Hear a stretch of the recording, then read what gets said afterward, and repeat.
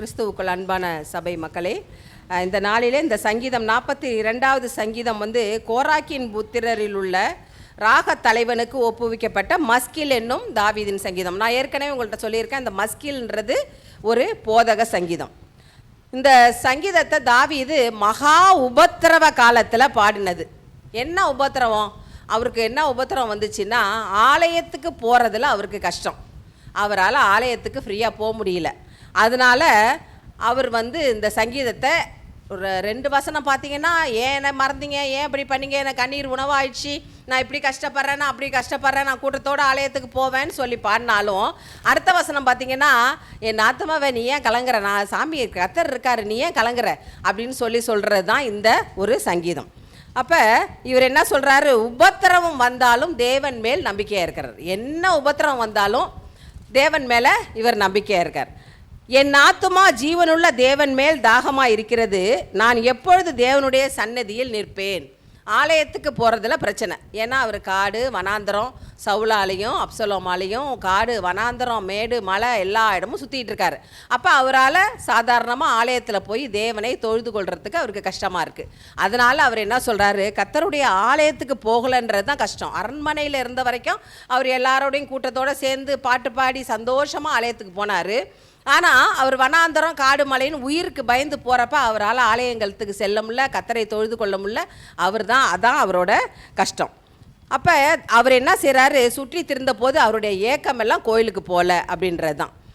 என்னை சுற்றி இருக்கும் ஜனங்கள் எல்லாரும் கேட்குறாங்க, நீ இவ்வளோ கஷ்டப்படுறியே, நீ கும்புறியில் உன் தேவன் அவர் எங்கே அப்படின்னு கேட்குறாரு. நமக்கே ஒரு கஷ்டம் வந்தால், இப்போ சில பேர் கன்வெர்ட் ஆகிருப்பாங்க, அவங்களுக்கு ஏதாவது ஒரு கஷ்டம் வந்துருச்சுன்னா பக்கத்தில் இருக்கவங்களாம் சொல்லுவாங்க, நீ தானே ஏசாமின்னு போன, உனக்கு இவ்வளோ கஷ்டம் இருக்கே, நீ போனதுனால தான் அந்த சாமி உன்னை காப்பாற்றுச்சான்னு. அப்போ புறமதஸ்தார் யார் கன்வெர்ட் ஆனாங்களோ அவங்கள கேட்பாங்க. ஏதாவது ஒரு பெரிய கஷ்டம் வந்துருச்சுன்னா, இப்படி போனியே தேடி போனியே, உனக்கு இப்படி ஒரு கஷ்டம் வந்துருச்சே, உங்கள் சாமி காப்பாற்றினாரா அப்படின்னு கேட்பாங்கல்ல. அது மாதிரி இவரை சுற்றி இருக்க ஜனங்களாம் அவரை கேட்குறாங்க, உன் தேவன் எங்கே, உன் தேவன் எங்கே, நீ இவ்வளோ கஷ்டப்பட்டு காடு மேடு மலையெல்லாம் தெரிஞ்சிட்ருக்கியே, உன் தேவன் ஏன் உன்னை காப்பாற்றலை அப்படின்னு சொல்லி எல்லாரும் கேட்குறாங்க. அப்போ கேட்கும்போது தான் இரவும் பகலும் எனக்கு கண்ணீரே உணவாயிடுச்சு. எல்லாரும் என்னை சுற்றி இப்படியே கேட்கும்போது, யாராவது கேட்கும்போது நம்ம என்ன சொல்கிறோம்? ஏதாவது ஒரு கஷ்டம் வந்துருச்சுன்னா, தினம் எனக்கு கண்ணீர் தான் உணவு, சாப்பாடே தான் கண்ணீர் தான். யாராவது ஒருத்தர் ரொம்ப கஷ்டம் வரும்போது சில பேர் கேட்டவுடனே டக்குன்னு இதாக கேட்டால் என்ன செஞ்சிடும்? பொலன்னு தண்ணி வந்துடும். அதுவும் பெண்களுக்கு சொல்லவே வேண்டாம். ஏதாவது ஒரு கஷ்டமானா, ஆமாம் நான் எங்கேருந்து ஆரம்பிக்குது சிஸ்டர், நான் அங்கே பிரதர், நான் அங்கேருந்து அந்த கஷ்டத்துலேருந்து இந்த கஷ்டம் வரைக்கும் சொல்லவா, கண்ணீர் தான் எனக்கு உணவாக இருக்கிறது. என்னென்னா நம்மளோட ரெமிடியாக அடுத்தது அதுதான். கர்த்தர்கிட்ட சொல்லும் போதும் கண்ணீரோட தான் சொல்லுவோம். சாதாரணமாக யாராவது கேட்டாலும் ஏதாவது விஷயம் நமக்கு ஒரு கஷ்டம் நடந்து போச்சுன்னா என்ன செய்யும்? கலகலகலன்னு தண்ணி கண்ணில் வந்துடும்ல. அப்போ அந்த கண்ணீர் தான். அப்போ இவருக்கு இரவும் பகலும் கண்ணீரே எனக்கு உணவாயிற்று. முன்னே பண்டிகை ஆசிரிக்கிற ஜனங்களோட நடந்து களிப்போடும் துதிப்போடும் உடைய ஆலயத்திற்கு வருவேனே, இப்போது வனாந்தரத்தில் சுற்றி திரிகிறேனே. இப்போ என்ன சார், பண்டிகை ஆசிரிக்க ஜனங்கள்லாம் இந்த புறமதஸ்தாரெலாம் பாருங்களேன், இந்த கோயிலுக்கெல்லாம் போகும்போது ஜாலியாக ஆட்டம் போட்டு பாட்டு பாடி சந்தோஷமாக போகிறாங்கல்ல. அது மாதிரி அந்த காலத்தில் ஆலயத்திற்கு செல்லும்போது, ஏன்னா கிட்ட இல்லை, நம்மளை மாதிரி இப்படி தொட்டவுடனே ஆலயமோ 2 வீலரில் வர மாதிரி ஆலயம்லாம் கிடையாது, எல்லாம் தூரம். அப்போ என்ன செய்வாங்க? அந்த வலி கஷ்டம் தெரியாமல் இருக்கிறதுக்காக நல்லா பாட்டு பாடி ஆராதனை செய்து ஆரவாரத்தோடு ஆலயத்துக்கு போவாங்க. அது மாதிரிலாம் நான் போனேனே. இப்போ என்னால் ஆலயத்திற்கு போக முடியல. போகலான்னு போனால் அங்கே 2 எதிரி இருக்காங்க, சவுல் இருக்காரு, அப்சலோம் இருக்காங்க, எனக்கு உயிருக்கு கஷ்டம் வந்துருமே, நான் அது மாதிரிலாம் என்னால் ஆலயத்துக்கு போக முடியலையே அப்படின்னு சொல்ல. இந்த ஆலயத்துக்கு போக முடியலையேன்ற வேதனை நமக்கு எப்போ வந்துச்சு? கொரோனா காலத்தில் ஆலயத்துக்கே வர முடியாமல் இருந்துச்சு இல்லை? அப்போ எவ்வளோ வேதனை. அந்த நாள் நம்ம என்ன பக்தியாக போகிறோமோ இல்லையோ, சண்டே கோயிலுக்கு போகலன்னா அன்றைக்கி ஒரு வெறுமை நம்மள்கிட்ட காணப்படும். சில பேர் என்ன பண்ணுவாங்க, அப்பாடா அது ஒரு கடமை மாதிரி, கோயிலுக்கு போயிட்டு வந்துட்டேன்ப்பா, அப்பா ஞாயிற்றுக்கிழமை கோயிலுக்கு போயிட்டு வந்துட்டேன். அப்படி இல்லை. அப்போ அந்த ஆலயத்துக்கு போகும். ஆன்லைன்லலாம் நிறையா சர்வீஸ் பார்த்தோம் டிவியில்.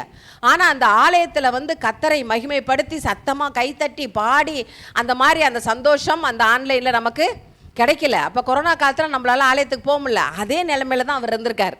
ஆலயத்திற்கு அவரால் போக முடியல. பாருங்கள், நமக்கு ஒரு 5-6 மாதம் இருந்திருப்போமோ என்னவோ, அது எனக்கு ஞாபகத்தில் இல்லை. அந்த காலமே நமக்கு ஆலயத்திற்கு போக முடியல. அங்கே போனோன்னு கோயில் முடிச்சோன்னு 4 பேரை பார்ப்போம், நீங்கள் எப்படி இருக்கீங்க, நாங்கள் எப்படி இருக்கோம், இன்றைக்கி அந்த ப்ரேயருக்கு போனீங்களா, இங்கே கன்வென்ஷன் நடந்துச்சு போனீங்களா, அங்கே போனீங்களா, அப்படி 4 பேரை பார்த்து நம்மளோட சந்தோஷத்தை அவர்களோட பகிர்ந்து கொள்கிற அந்த சந்தோஷம் ஆலயத்துக்கு போகும்போது தான் கிடைக்கும். பாஸ்டர்கிட்ட போய் கொஞ்சம் ஜெபம் பண்ணுவோம், அந்த பாட்டு பாடுவோம். நமக்கு கவலையாக நம்ம உட்காந்துருக்கும் போது அங்கே பாடுற பாட்டு நமக்கே பாடின மாதிரி ஒரு சந்தோஷமாக இருக்கும் இல்லையா? அப்போ அந்த ஆலயத்திற்கு போக முடியல அப்படின்ற வருத்தம் தாவீதுக்கு நிறையா இருந்துச்சு. தாவீது என்ன பண்ணார், கர்த்தாவை சொல்லி கர்த்தர்கிட்ட ஆலயத்திற்கு சென்று கடவுளை பாடி கீர்த்தனம் பண்ணுவது போல் நம்மளோட சாதாரண நிலைமை இருக்காது. உன் பிரகாரத்தை விட்டு நான் தூரத்தில் இருக்கேன், ஆனால் நான் எங்கே இருந்தாலும் உண்மை தான் சாமி நினைக்கிறேன். நான் தூரமாக இருக்கேன், அரண்மனையை விட்டு தூரமாக இருக்கேன், ஆலயத்தை விட்டு தூரமாக இருக்கேன், ஆனால் நான் எங்கே இருந்தாலும் உண்மை தான் நினைக்கிறேன். அப்போ என்ன சொல்கிறாரு, என்னோடய ஆத்துமா அதனால் என்ன பண்ணுது, கலங்குது. 2-3 வசனம் பார்த்தீங்கன்னா என்னோடய ஆத்துமா கலங்குது, ஏன் என்ன இப்படி பண்ணீங்க வச்சிங்கன்னு ரொம்ப புலம்புறாரு.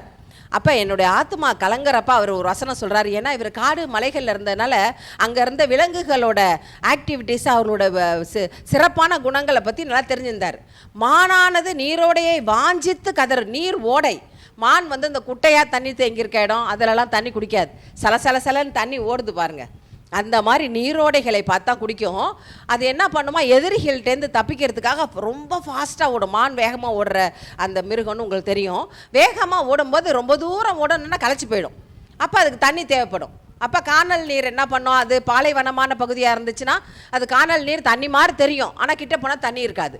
திருப்பியும் தன்னோட ஜீவனை காத்துக்கிறதுக்காக வேகமாக ஓடிக்கிட்டே இருக்கும்பொழுது வேடன் என்ன பண்ணுவான், அந்த நீரோட எந்த இடத்துல இருக்கோ அந்த இடத்துல கட்டாயம் அந்த மான் வரும்னு அவனுக்கு தெரியும். அப்போ அவன் பதுங்கியிருப்பான். பதுங்கி ஈஸியாக அது ரொம்ப ஓடி களைச்சி டயர்டாக இருக்கும்போது அந்த மானை வேட்டையாடுவான். அப்போ மிருகங்களும் அப்படி தான் மானை வேட்டையாடும். அப்போ அந்த மானோட தோலில் பார்த்திங்கன்னா ஒரு நல்ல வாசனை வருமா.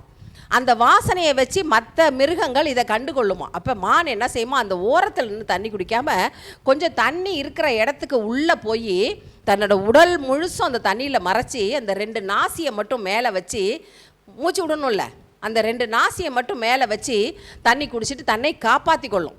அப்போ இவர் என்ன சொல்கிறார், அந்த மான்களோட நடவடிக்கையை இவர் பார்த்ததுனால மானானது நீரோடைய வாஞ்சித்து எப்படி கதறுது. நமக்கு ஒரு இடத்துல வெயில்களில் போகிறோம், தண்ணியே கிடைக்கல, அப்போ ஏதாவது கொஞ்சம் தண்ணி கிடைச்சா அப்பாடான்னு கடன்னு அப்படியே இந்த இடத்துல அப்படியே இறங்குறது தெரியும். அப்போ அதான் மாதிரி மானானது நீரோடைய வாஞ்சித்து கதறது போல் என்னோட ஆத்மா உண்மை வாஞ்சித்து கதறது.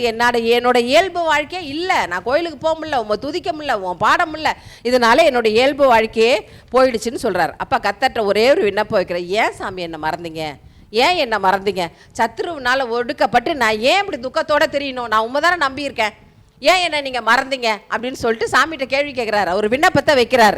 நான் ஏன் உன் தேவன் எங்கேன்னு என் எலும்பு அப்படியே உருவ குத்துறாங்களே, நான் இதெல்லாம் நான் என்ன பண்ண முடியும், ஏன் என்ன நீங்கள் மறந்தீங்க அப்படின்னு சொல்கிறார்.